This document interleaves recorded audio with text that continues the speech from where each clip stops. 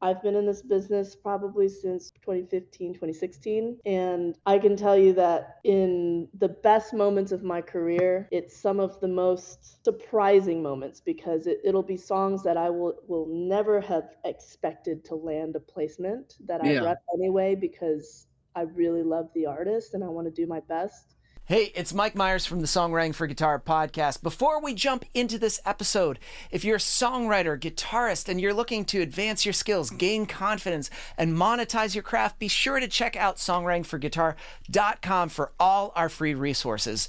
So let's jump into this week's episode. We have Natalie here. You run your own company, you're founder, CEO, SoundSync Music, and you represent exclusively Texas-based artists, and you carry out all the representation, all the paperwork, all the networking, all the things that you got to do to get from song to then eventually on TV ads, get that placed. And when I was thinking what we should talk about, I mean, we could talk about anything. I'm like, I think syncability is just a thing that's thrown around that we need to talk about more because it matters. I feel like it's always a good thing to refresh on what that means. What does syncability mean? There are definitely a lot of different philosophies on this term. It's almost kind of highly controversial because I feel like some music supervisors slash sync agents will have one idea, which is you should just be an artist. You should focus on making music. It should sound good. It should sound good to you, and you should be happy with it, and maintain the whole artistic integrity thing. On the other side of things, some people argue, yes, there is a thing such as syncability. I'm kind of like 75% that way. I used to be a lot more on the, hey, you should just be an artist and make whatever types of music. I still think that as an artist, you should have music that's wholly an expression of you.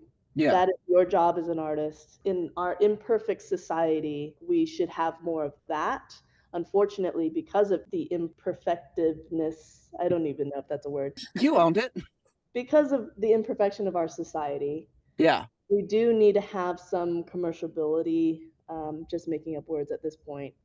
I'm not the songwriter here. We should have a basic idea of what's probably going to work better than other songs. So today I'm here to tell you about what my opinion is on Yeah. what those things are, what those factors are. And I just want everyone to take it with a grain of salt because you might get a different opinion from someone else. Mm-hmm. But I've been in this business probably since 2015, 2016, and I can tell you that in the best moments of my career, it's some of the most surprising moments because it'll be songs that I will never have expected to land a placement that I Yeah. rep anyway because I really love the artist and I want to do my best. Those are the best moments of my career. So obviously I'm wrong sometimes about what's syncable and what isn't. You have to consider what the medium is. If you're working in film and TV, which is like a really good place to start Yeah. because it'll allow you to go for cable TV, go for like the easy ones, The low hanging fruit. It's the just like the low reality hanging fruit. TV shows are the best ones to start with because they're so plentiful. Exactly. If you start there, they're probably going to pay a little less, but you can Mhm. work your way up. It's getting that first sync that is the most difficult to do. If you're trying to do it on your own, if you're going through an agent, then it's whatever that agent is most specialized in, what kind of Yeah. relations they have. You should be asking those questions. So what do you feel like, the difference between not going through an agent and then going through yourself? Like the hurdles are really, who the hell are you if you're starting on your own? It's kind of like, what have you done and how do I establishing all those relationships? It's almost impossible to do it yourself in advertising. And I'll tell you Yeah. why. Not impossible, but advertising agencies, first and foremost, they're going to want liability insurance. They want to make sure that if you accidentally use a sample that you didn't tell them about, or that you worked with another songwriter and the splits aren't quite worked out between you two, they just want to make sure that they're covering themselves. So they're Yeah. always going to ask for some sort of liability insurance. Liability insurance can be $60 a month, but you really have to shop around because some agencies won't even give you insurance for that kind of work. That's the main hurdle I think people don't really realize, and it's not really talked about. I was Often gonna as say, you're the first one to really talk about this. I feel people haven't talked about this. Yeah, I mean, I had a situation, someone came to me and wanted a quote for a song that we had done for a camp. And Mhm. so in that very rare instance, I didn't have a one-stop song. Usually I do. I usually work with one stop. In that one instance, it was like, okay, we did this camp like a couple years ago. There was a person who worked with some of my artists. They might be repped by UMPG, but on the master side, it was a little bit more hazy. So I reached out to that artist. Thankfully, they picked up right away and they said, well, forward over the email. I can confirm my share of the song. So I gave them the email and they came back to me right away and they're like, this person probably doesn't have insurance, so we probably wouldn't be able to clear the song. So I was like, okay, let's make a quick deal. Like, I'm going to Yeah. take a portion of that song if I rep you, but it's better than zero, right? Yeah. So sometimes you just absolutely need an agent, especially if you want like ad revenue. On the other hand, it's pretty rare that TV and film will ask you for insurance. Yeah. I don't think that's ever happened for me. But again, that's probably a better genre to start with, or a better media type to start with. Also for syncability purposes, because there are like an endless, infinite amount of opportunities in TV and film. Like you just never know. Some of the like I said, most surprising moments of my career, we were able to sync something with the accordion in it. Yeah. Accordion jazz. Can you believe that? Yeah, Um, sometimes it's interesting to see the things that are asked for in Reese where I'm like, I don't have that, but right now there's one person that's like, Russian folk, this is my moment. And it's just like they've had this catalog for so long. Now they can use it. It's always interesting to me. Yeah, that's right. I mean, if you're in like a really strange subgenre of something, I would almost play that out as a strength, but Yeah. I would also just be real and just say like it might take me a while to land something, you know. Yeah. I would never say that anything's impossible because I've seen the impossible happen. That would be the accordion jazz. Yeah, that would probably be the strangest thing that I've ever had synced. Other than that, so you're thinking about medium, you're thinking about the dynamics of your song. That's probably the biggest thing that I could tell you to do is listen to your song. And when you're writing it, think about like the different parts that you're writing, not just lyrically, but compositionally. It needs to have the proper dynamics. And what I mean by that is when you're just looking at the song itself in disco or whatever platform that you're using to store your Mhm. music, you're going to see an audio wave. And if that audio wave is completely linear, if it's just completely straight across, like it looks like the same height Just looks and like somebody just started going, and just yeah, monotone all the way through. There's very little that can be done. yeah, 90% of the songs that I see that are like that, that's going to be a problem if you're looking at ads at least. Because it's not impossible to sync a song like that. It's just if you're going for ads especially, it's going to be a lot more difficult for the music editor to come in and take pieces of that music and make it interesting. It has to tell a story. That music is part of a bigger story, and you have to Yeah. tell a story within the music itself, not just lyrically, but compositionally. So you want to write a bridge, you want to write a chorus, you want to write a pre-chorus, you want to write like a second bridge, a third bridge, three different verses, whatever it may be. That will improve your chances significantly. Feel I like would you should also, be able to listen to the song and there's structure. Like you can go to each section and you know what section you're in. If yeah. you're wondering and asking yourself, is this a new section? That's like a horrible sign. Yeah, absolutely. And then think about the lyrics have to be broad, Yeah. obviously. If your lyrics are something like, Little Sally Joe walking down a hill, chewing some bubble gum, playing frisbee with her dog, Spot, it's a pretty specific song.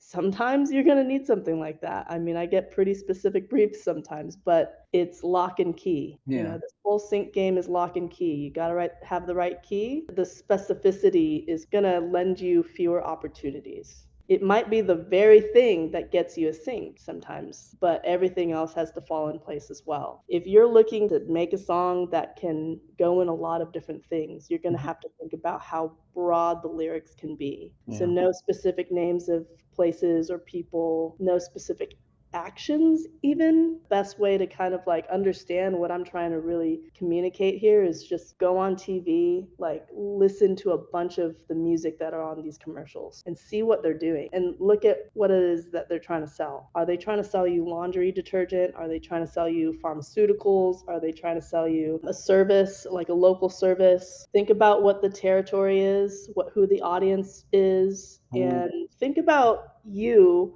being the creative director of that ad, creative directors are very much artists, even though like they're not doing a lot of what the creative actually is. They're like the masterminds behind directing every single piece of media that goes into that one ad. So even if it's just a 10-second little blip, you know that someone's getting paid to think about the music, think about the vibe, think about the audience. It's all very like almost scientific, but in like the most artful way possible. So think about what they're thinking about. They're thinking about the audience. They're thinking about, how do I sell this pharmaceutical to as many people as possible? How do I sell these cars to the local Nashville market or Austin market? There's so much gold you've just like unpacked in just that little bit. I wish I could rewind, because the first thing that you said was listen. And I think that's so much we assume so much when we start writing. We think, oh, we know what it needs. No, we don't. We need to listen to what's working and see what is happening and visually see the things that are happening, and then listen again and listen again. And then we can slowly start to construct an idea. But yeah, that there are people that are in charge of constructing every element, the visual element, the cuts that are happening, the people that are there, that are in the scene, the market, the music. It all needs to work together. And we can't just assume that off the top of the head, oh yeah, I think I know what would work in a pharmaceutical ad. No, we don't. We have no idea. We don't know. We need to listen. We absolutely have to listen. Yeah, absolutely. If you've never had a sync before and you're trying to get as much practice in as possible, even if you have had a sync before and you're still trying to get more, the best way, I tell all of my artists this before they even sign with me, is listen to an ad, pick any ad out there that you think you can replicate, and try to replicate it as closely as possible to the music. I mean, you're not going to do anything with it because someone's already written it and like whatever, right? No one's going to like use that. But it's a really great way to practice, because you might think that it's like super easy to do, but that's someone's work that you're replicating. And it's going to be harder than you think, probably, to put that song together the same way that they did, especially if your workflow isn't the same. So yeah, those are some of my biggest tips beyond just like the very high level broad tips that I can give you. The next section of this is probably just discussing your production value.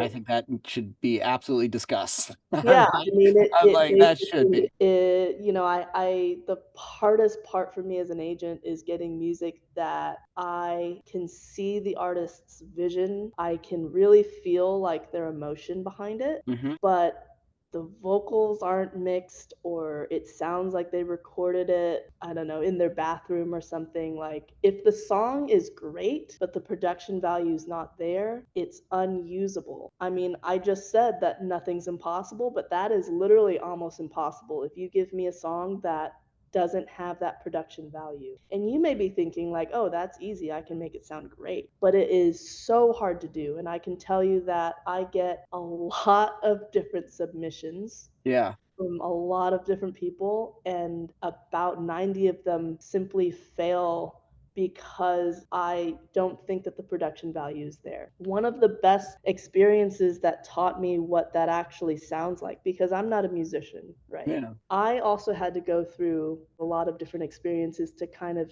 tune my ear, my sync ear. Is I started working with a company that does trailer publishing, and they're called Enigma Audio. And they have done sound effects and trailer cues for a lot of different like Warner Brothers movies, specifically like campaigns for them. So when I was first starting out, one of my responsibilities was to try to scout for different composers. And I was like, oh, this is going to be so easy. Like, I'm going to find so many composers. I probably found like 2 in like a month that we could sign on. Yeah. And we went through hundreds of submissions. And every time I thought I had something good, I was like, this guy's solid. You know, he knows how to do it all, like listen to the cues and everything. And I would show it to the lead guy, and he would listen to it for 2 seconds and he'd be like, it's not there. And what he was really listening for was the depth of the song. Like in trailers specifically, it has to sound really big. There are big drums, lots of tiny little sound effects that are in there that kind of just build up to this big monumental cue. And it also follows a very similar narrative every single time. Like it's almost like formulaic. It starts off small, it goes big, there's action happening in the trailer, then it dies down almost to silent, and then it kicks up again really suddenly, and then it dies back down a little bit. There's kind of like a middle part where there's some dialogue that happens, so it's kind of like quieter, but it's still there. And then one last second of it just like being boom, Yeah. and then silence. So there's that formula, right? So like if that's what you want to do, get really good at trailers.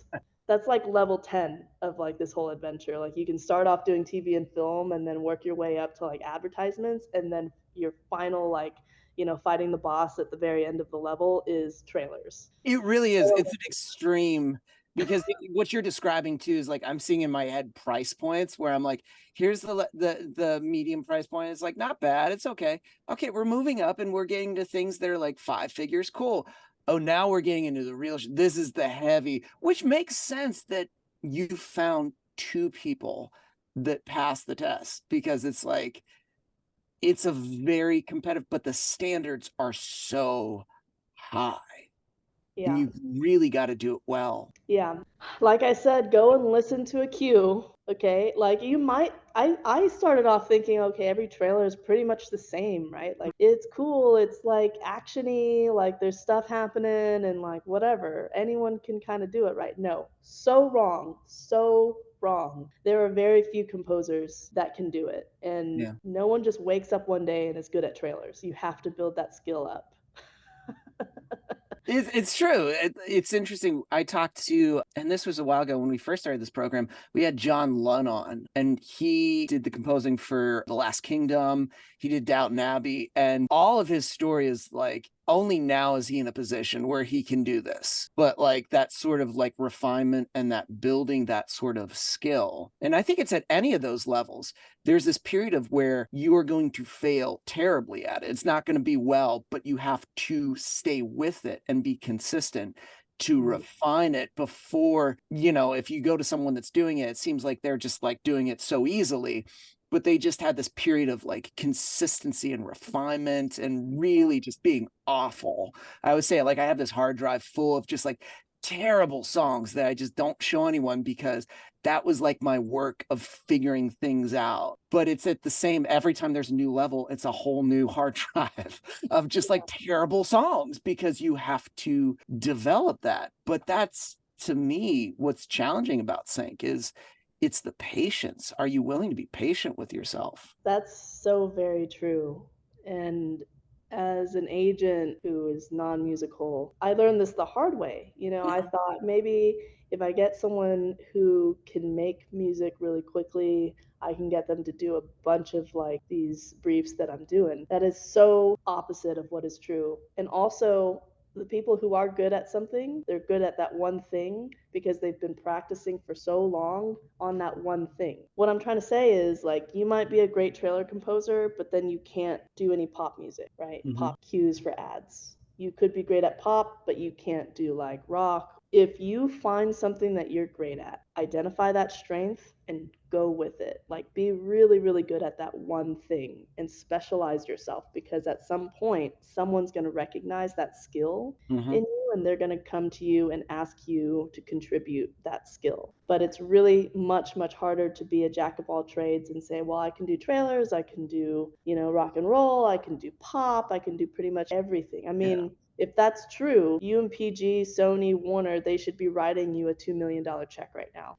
And they're not, because it's like you really have to stay with something. I think this is the beautiful thing of collaboration, because then the mind, or when you're getting into sync, it's just like, well, if I can't do it all, how am I going to make it? It's like, that's the beauty of it. It's that specializing and staying within one particular area and developing it, but then connecting with someone else who has been spending their time on work. And that's where the collaboration comes in. And I think that's wonderful. And I love that you're saying too, on genres, like staying with something. I find that sometimes we're so quick to move on to something like, I've written a couple folk pop tunes, I'm good. It's like, have you maybe like stayed there a little bit longer? Because you've only written 5. I bet if you wrote 10 more, probably be a lot better. And then you would start to discover the ones that are starting to form and like be kind of like the head turner songs where people are kind of like, oh, that's cool. What's that chorus? Could you play that again? You never really get there if you just do 1 or 2. Yeah, that's exactly right. I mean, being a one-stop agent is hard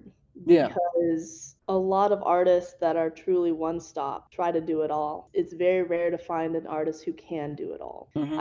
I've been blessed to find at least 60 of them, so there's that.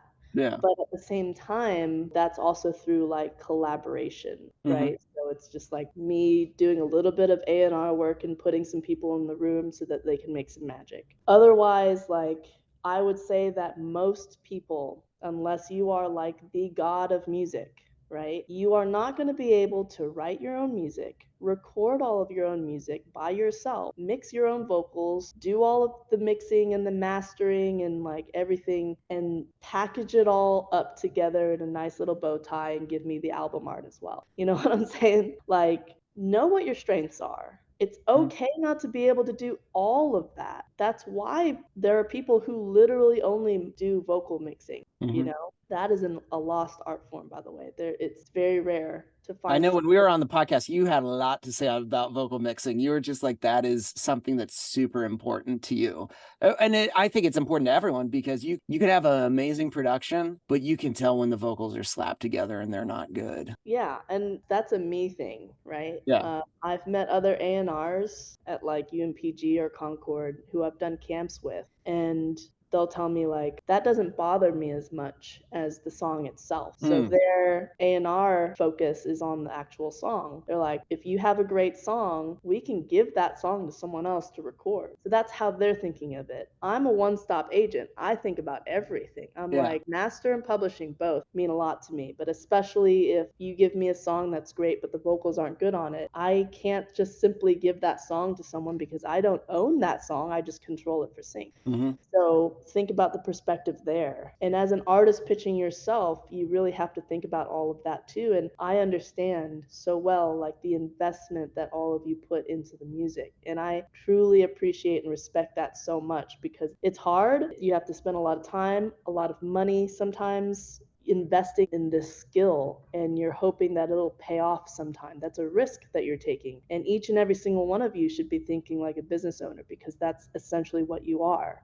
You are a business owner. So think about your audience and think about the partnerships that you can be making. Try to find an agent that'll help you with the feedback part of that because a lot of the time it's going to be hard for you to like judge your own art. In my spare time, I love to cook, and I often have a hard time gauging the food that I make. Whenever I serve something to someone, I am literally staring at them until they take a bite. And I'm like, okay, I need to see your reaction right now because if I have it, I can't be an honest judge of that. I spent all day making this meal. I can't I cannot be an honest judge of my own work.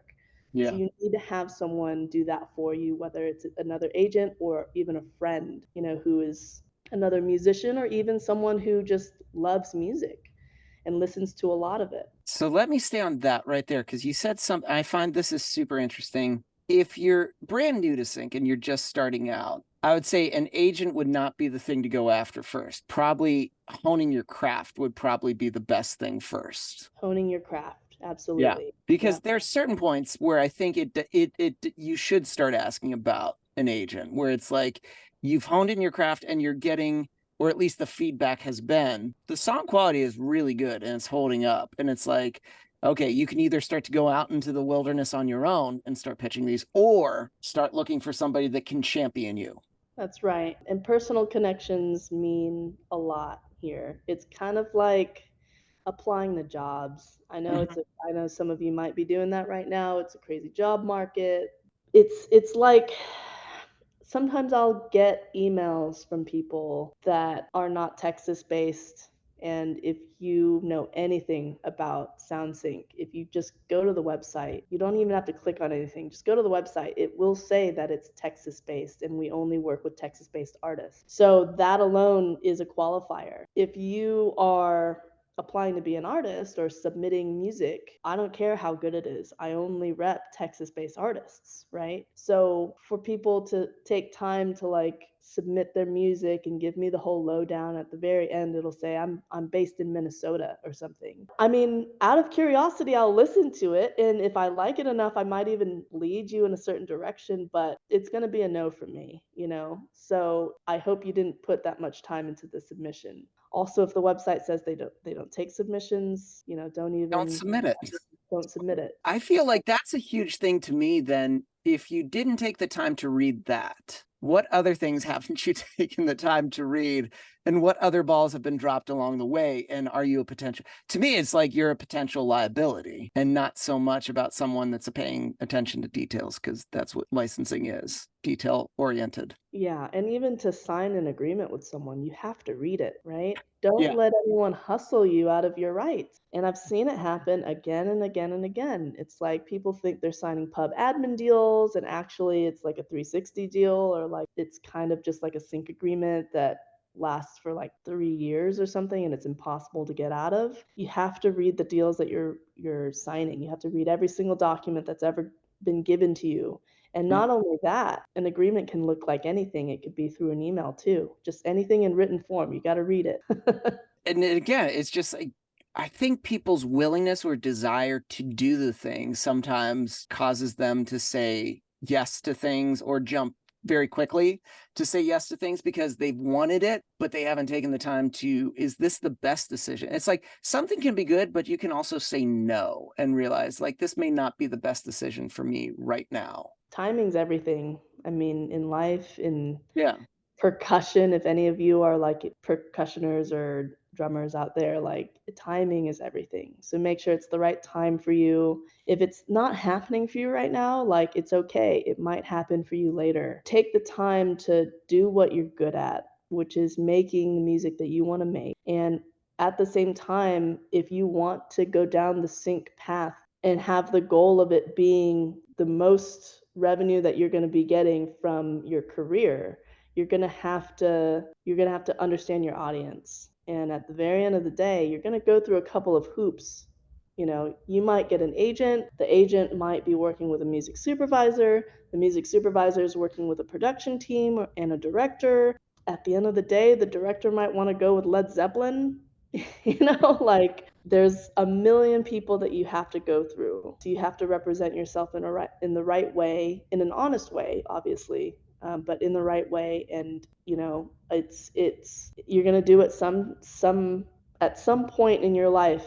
If the stars align, you're gonna get there, but you have to be really serious about it. Otherwise, I would not consider it as the gold at the end of a rainbow sort of thing. It's not going to happen overnight. You're not going to get rich quick. It is truly a skill that you have to build up, and you have to be honest with yourself about what your strengths and your weaknesses are. And even when it does work out, you don't get paid till way later. I feel like every time I'm like, I got the sync. And then it's like, cool, when is it going to get paid? That's Cool. right. 6 months later, it's going to take a while. It's not going to be like the money shows up in my account. It takes a little bit. Yeah. Yeah. That is very true. So if you're going to do it all yourself, you're going to have to learn how to collect some debts there. I think what's interesting about this is, so some of the things that you've mentioned for syncability, I think the medium is super important to consider, and just be honest with yourself. Where are you currently? And what mediums should you be focusing on? Like, I remember there was one time I met with someone that was like, I'm going to get a Google ad. I'm like, have you gotten placements before? And they said, no. And I was like, that's not going to happen. But if you said like, I'm going to get that new teen mom show placement, I'm like, that's actually way more reasonable. And there's like the ratio of how many songs they use, 2 per episode, is like 20 something per episode. It's like, so it's going to work out pretty well. There's a good chance. So then focus on that area and develop it. But understanding 2 markets, I think people forget they have a local market, that every area that they live in, there is a local market for certain ads. There is a local market for TV and certain jingles. There are certain markets that you can focus on. We're so caught up in the bigger scheme of things, we forget that this is also little tiny sections. But no matter what it is, musically, it still has to be solid. Still has to have all your edit points. If there are vocals, they got to be good. If you're doubling and tripling, we can hear like, man, your doubles, your triples are not lining up. And it's like one of them's tuned and the other one is kind of not really tuned. That's going to be a nightmare. And I think the other thing is read what you're about to get into so that if you're new to this and you've signed something and you meet someone and they go, hey, are you one stop? And you go, absolutely. I'm 100% one stop, and it gets used. And then you realize, oh, wait a minute, I signed something that said I've committed for 3 years to that. So this isn't one stop then. You can't go back to the show and take the song out. It's like so many bridges burned. So it's like there's so many things that are so important that I think we always need to remember, no matter how long we've been doing this, because the same rules apply at every single freaking level, whether you're making 500, 1,000, 10,000, or making that six-figure kind of like placement. I mean, I had a situation once where an artist told me that there was a song that was one stop, and spoiler alert, it wasn't. And it actually got picked up, or there was interest in the song for a trailer on TV. And just, I was at lunch, and Tony, the person who was working with me at the time, texted me and said, hey, we just got an email from this guy who says that he's like a co-writer on this song. So of course I had to call up the artist, and I'm like, hey, you told me this song was one stop, right? And she was like, yeah, it is. And I was like, okay, well then who is, Bob Burns or whatever? That wasn't his name. But I was like, who's this person? And she's like, oh, that was a co-writer of mine. And I was like, wait, do you understand what one stop means? And she's like, it means that I wrote it, right? Like, I was like, yeah, but like not co-wrote it. That's not what that means. So we had to do this whole thing. I had to apologize profusely to all the parties involved. We ended up getting it cleared anyway, and no one was mad about it, but there was, it was not a comfortable situation for me. No. If she wasn't such a good friend, I probably would have had some choice words. And, To me, right there, the whole goal of why you're saying all these things in syncability is important is because if you have a rep, if you meet a supervisor, your job is to make their job as easy as possible because they're trying to help you. And if you're being like all those other factors, that doesn't help them. If anything, it complicates the situation and then also potentially burns bridges. And then I'm trying to think of nice words without saying like you're fucked, but I'm like, that's a huge thing in the entire scenario where it's just like, you're most likely not going, your reputation that's barely started is ruined because people, they talk, they're going to be like, oh yeah, so-and-so, don't talk to them. Yeah, and that is the last thing that I want to happen to my reputation because one of my artists told me something was one stop and it wasn't. So learn the terms, learn the basics of sync, get a mentor if you can. There's a lot of literature out there. Donald Passman, the Brabeck twins, they all have books. Read them, okay? And keep them as reference books. Knowing the basics of sync, understanding your audience, knowing how to write a song that has dynamic, having the right production quality. I know that I'm asking so much of every single person in this room and every single one of my artists, but this is truly what it takes. There's so many musicians out there, and you have to compete with all of them. It's a hard world to live in, but I have faith in every single one of you. But one thing that you said that I think is important is like, this is a business, it's the job. Of course, they're going to be high standard. It's like being like, God, this architect had such high standards. Like they want the building to be like secure and structured and like all the code. It's like in any other profession, it's like, of course. So why would this be any different? Of course, there's some heavy standards. There's some things that you're going to have to work at because if you want something that is like a $30,000 like payout, there's going to be some work that's going to have to go into it. I kind of liken it to baseball. I think sports in general, but baseball especially, is like the one sport out there where you can get paid millions of dollars. Yeah. And like you only do your job like 25% of the time. Think about batting averages. It's like you missed 75% of the balls that were thrown at you. Wow, you're so good at your job. It's like very nuanced as well. Like in order to like, I love baseball. So like it's all about nuance. And music is too. Music is all about nuance. You could write the exact same song as your neighbor, but there might be one thing that puts them over the edge, right? It could be vocal production, it could be, you know, having a censored version or like a clean edit. And when I say clean, I don't mean it's like bleeped out. I mean like you're replacing the words with something that can be used It's instead. not 1990 where we can just do that and put like the little expletive, like little sticker on it and just beep it out. Like, but no, you're right. Like, there's multiple versions of songs that, they say it's the radio edit where they have like a different version. But the more versions you have, that does work in your favor. But if you can have a huge trailerized version of your song, but an acoustic version of the song, plus you have like an a cappella version of the song, it's just like You got the Taylor's version. yeah, the numbers work in your favor.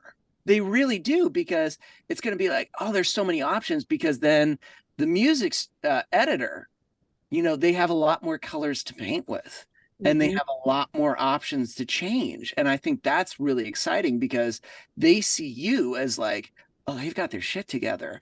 And any potential project they may be on, if they ever see your name and they were like, oh, that person did, oh, they were really easy. Let's go with them because it was so much easier. I always forgot about or I feel like we're always kind of like, oh, that's right, music editors. They've got to sit there and splice all of that to a very specific scene and do it seamlessly, and a lot Yeah. too. A lot. It's really all about like knowing yourself, knowing your strengths and weaknesses. Like as an artist, that's kind of what you're trying to do anyway, right? Mhm.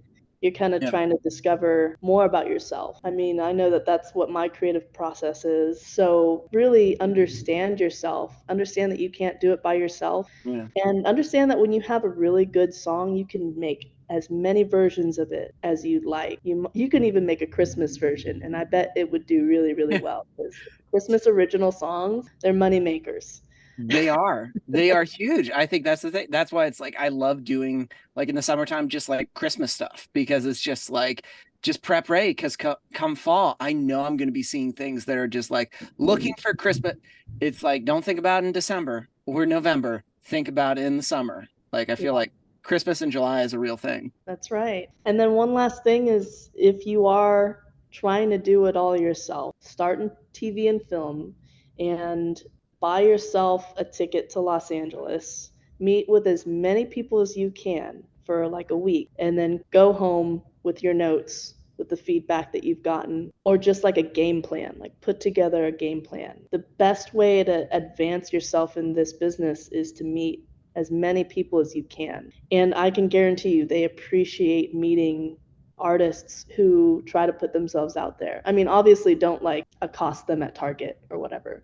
But Don't. It's just like, don't go into Whole Foods and be like, hey, I just wanted to tell you something. But it's funny you mentioned that. That was literally my first thing that I did. Is like, I had a conference I went to in LA, and I visited once, and then I think subsequently after that I went back to LA at least 4 times. And some of it was writing, but a lot of it was just talking to people and yeah, just trying to build because I realized that's the only, because my skill set was so low that I realized the only thing that I could do was be nice. we got to start somewhere, you Yeah, know. exactly. So it's like, to me, but I loved it too, because I also loved LA. So I wasn't like, I was like, oh no. It was just like, oh no. And It was, believe me, yeah, I understand how awkward it is. yeah.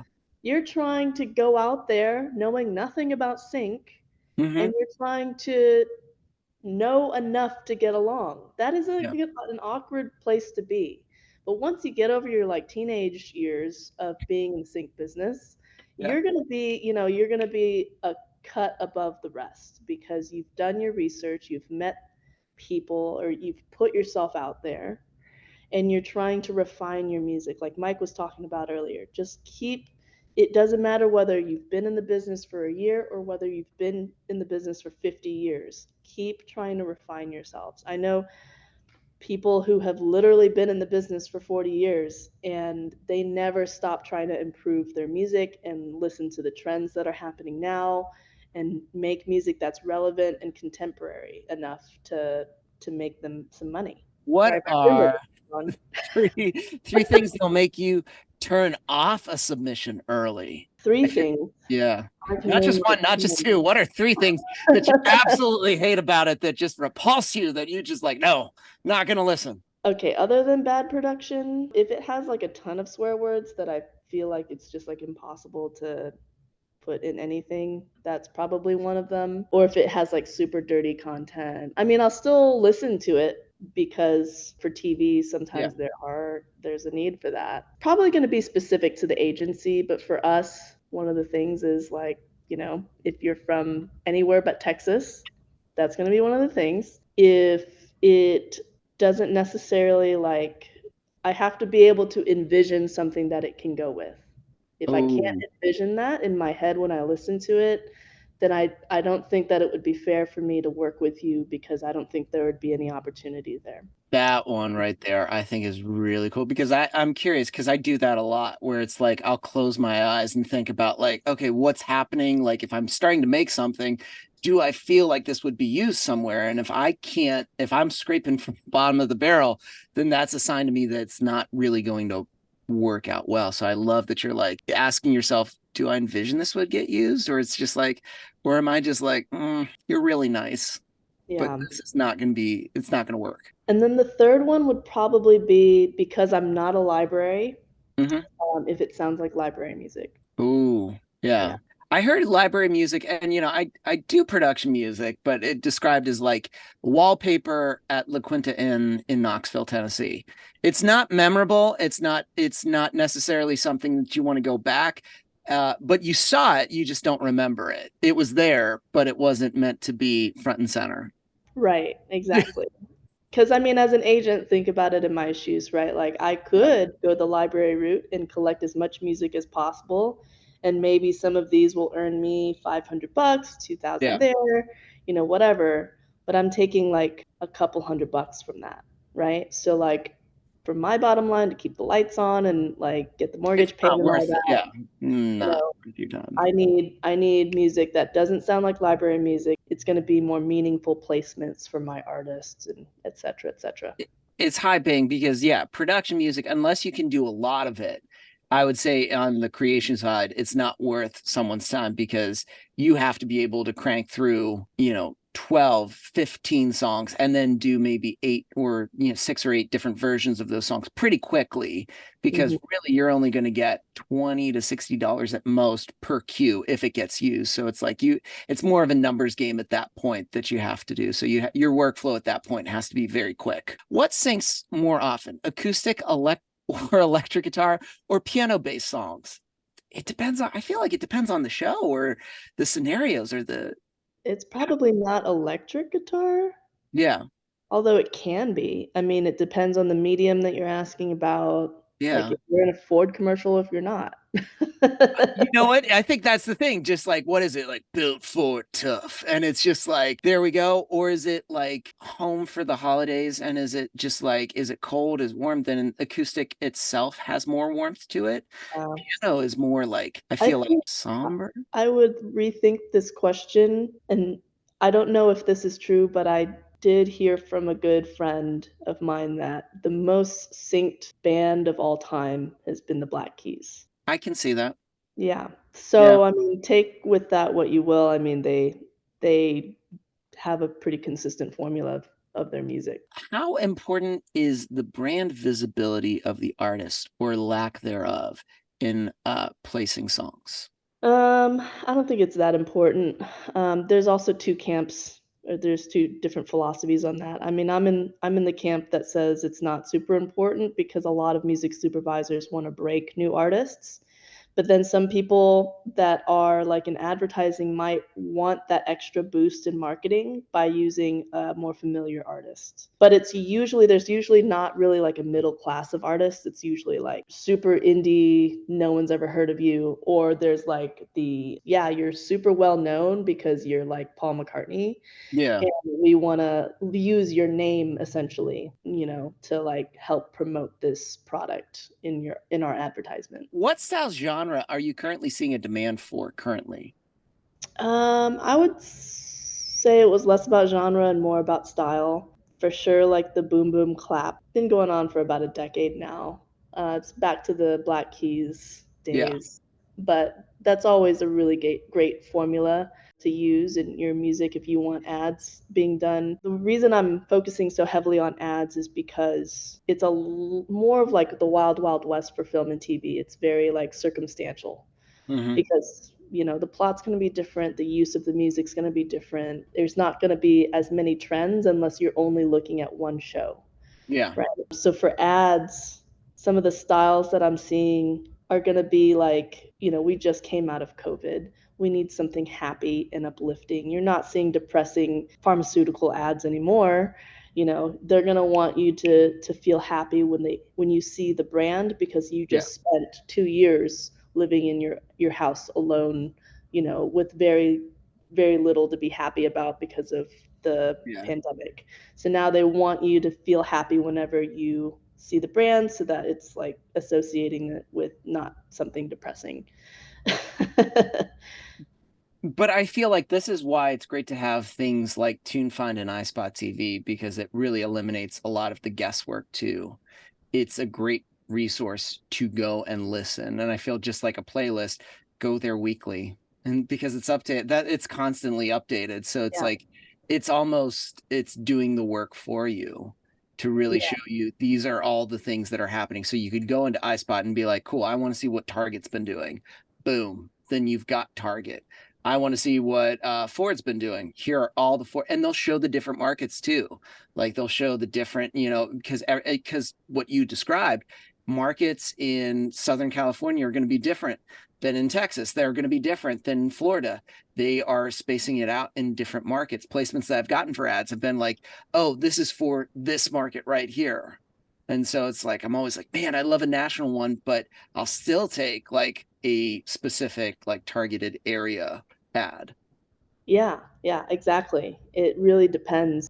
This was awesome. Natalie, thanks for going over a little bit. This was like super, super helpful. Yeah, thank you for having me. I mean, it's my pleasure. One of the things that I think I've made it a goal for myself to do is to do as many of these like educational workshops as possible, because the more musicians know about this process, the easier it is for music supervisors and for sync agents. So thank you guys for having me. Natalie, you were awesome. And all right, see y'all. Bye, y'all.